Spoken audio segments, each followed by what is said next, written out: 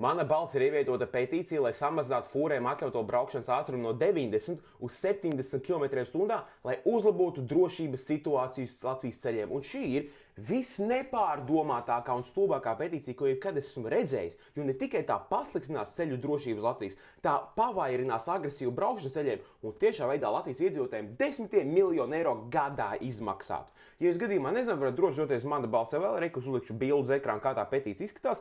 Kaut kādā veidā viņi savāku 74 parakstus, bet es gribu iziet cauri pāris punktiem, kas man iespējās prātā, kas man liek domāt, ka šī petīcija nekādā veidā no autora puses vispār nav pārdomāta. Un pirmais teksts, kas mums uzreiz parādīja to faktu.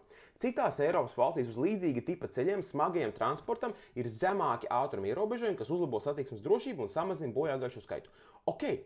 Kurās valstīs, kādi ierobežojumi, kādi ir ātrumi, kāda ir statistika, vai ir uzlabojusies statistika, pasliktinājusies statistika, cik gadus tas ir ieviesis, kāds ir mainīgi, kas ir ieguvumi zaudējumi. Ja tu tāda veida nosacījumi pasaki, tev ir jābūt statistikai aizmugurē uzreiz, kurās valstīs kas ko kā. Ja tu to nepasaki, tas ir vienkārši, mēs ar čomiņu izbraucam cauri, izskaties labāk. Tas nestrādā petīcijai, kas tiešā veidā mainītu Latvijas Republikas noteikumus, jābūt statistikai. Bet pēc tam patinot uz leju ir teksts, samazinot smagā kravas transporta atļautu ātrumu uz Latvijas divu virzienu autoceļiem. Jā, svarīgi pieminēt, tas ir divu virzienu ceļiem, šosejiem nebūs, bet divu virzienu ceļi, piemēram, tādi mazie ceļi Rīga Bauska, Rīga Tallina, Rīga Ventspils, Rīga Daugavpils, Rīga Liepāja, tādiem mazsvarīgiem ceļiem, jā.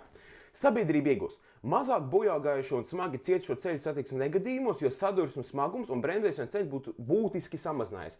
Konceptuāli, ja mēs dzīvotu utopijā, fantastiski laba ideja. Viena problēma, ja mēs samazinām ātrumu fūrēm, vai mēs to pašu nevarētu panākt, ja mēs samazinātu fūres smagumu?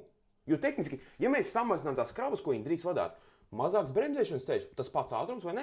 Un tajā brīdī tā ideja pilnīgi man salūst, jo, ja mēs samazinām ātrumu, tev vienkārši varētu samazināt uz kravnesību vispārējo, tas pats efekts. Kā rezultātā, stulba ideja. Bet kas bija visvairāk man satricināja?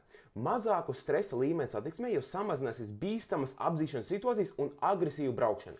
Un tagad es jums gribu iztēloties šo tekstu. Posms Rīga Bauska, posms Iecava Virši, kur tas vidējais ātruma radars ir.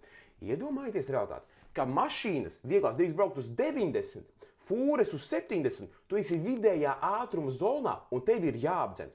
Tu man gribi teikt, ka agresīva braukšana, riskantas apdzīšanas, kur tu nedrīkst dot čībā, lai normāli apdzītu fūri, samazinās agresivitāti un uzlabos ceļu drošību. Tad, kad es šito iedomājos, viss plāns sabruka. Tas pats ar ķemero posmu, kur tā letāla avārija bija. Tieši tas pats būtu Liepāja šosei. Es pat nesākšu visos posmos, kurš ir vispār šis plāns no pārdomāts, pat nerunājot par tiešā veidā, cik daudz miljoniem eiro tas izmaksātu katru gadu Latvijai. Jo ja šis notiktu, visam cenas kāptu, degvielai, ēdienam, pakalpojumiem, pilnīgi visam kāptu, jo fūras brauc lēnāk, piegādes lēnāks, viss ir lēnāks, to jākompensē, kurš par to maksās Latvijas iedzīvotājs. Bet ja šim cilvēkam galvenais mērķis bija samazināt agresīvu braukšanu drošākus ceļus Latvijā, tas manā personīgi uzskatā nekādā veidā nemainīs. Manā subjektīvi uzskatā ir trīs galvenie iemesli, kādēļ Latvijai ir tik slikta braukšanas kvalitāte. Numur 1. Latvieši ir dziļi nelaimīgi tauta, kur izgāz visas savas dusmas uz ceļiem.